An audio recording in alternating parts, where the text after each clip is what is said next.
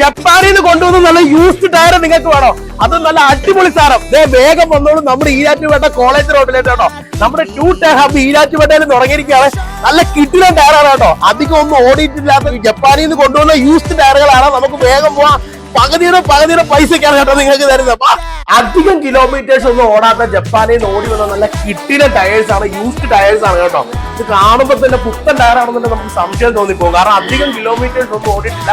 നല്ല പ്രീമിയം ക്വാളിറ്റിയിലുള്ള ടയറുകളാണ്. നമുക്കറിയാവുന്ന ബ്രാൻഡുകളിലാണ് യോക്കോമ, ബ്രിക്സ്റ്റൺ, അതുപോലെ ഡള്ളപ്പ് പോലെ ബ്രാൻഡുകളിലെ കിടിലൻ ടയേഴ്സ് ആണ്. നമുക്കിവിടെ നോക്കുമ്പോൾ തന്നെ കാണാതെ ഇതിപ്പോ ഒരു സ്റ്റെപ്പിനി ടയർ ആണ് കേട്ടോ. ഇത് ഓടിയിട്ടേ ഇല്ല ഈ സാധനം. അത്രയും ക്വാളിറ്റി ഉള്ള സാധനമാണ്. നിങ്ങൾക്ക് പകുതിയുടെ പൈസക്ക് കുറച്ച് നിങ്ങൾക്ക് തരുന്ന കേട്ടോ. ഇത് ഇവിടെ ഒരു ചേട്ടൻ ഇപ്പഴേ ഒറ്റയടിക്ക് 15 മിനിറ്റ് കൊണ്ടാണ് നമുക്ക് മാറ്റി കൊടുക്കുന്നത്. വളരെ ഫാസ്റ്റിലാണ് ഇവർ സെറ്റ് ചെയ്ത് തരുന്നത് കേട്ടോ. ചേട്ടാ ഇതെന്താ ടയർ മാറ്റി ഇടുകയാണോ?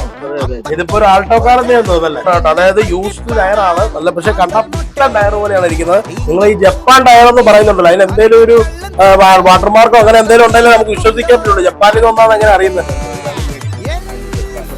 ആഹാ യെസ്, ഇത് ഇവിടെ ഉണ്ട് കേട്ടോ. അത് മെയ്ഡ് ഇൻ ജപ്പാനില് എഴുതിയിട്ടുണ്ട്. അത് തന്നെയാണ് നമ്മുടെ എല്ലാ ടയേഴ്സിലും അങ്ങനെ ഉണ്ട്. എല്ലാ ടയേഴ്സിലും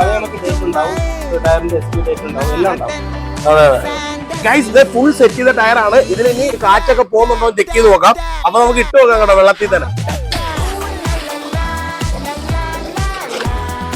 ഒരു കുഴപ്പമില്ലാത്ത നല്ല കിടിലൻ ജപ്പാൻ യൂസ്ഡ് ടയറാണ് കേട്ടോ. അപ്പൊ ധൈര്യത്തോടെ വിശ്വാസത്തോടെ നിങ്ങൾക്ക് കൊണ്ടോ നല്ല കിടിലൻ സാധനം. അപ്പൊ വേഗം വന്നോളൂ.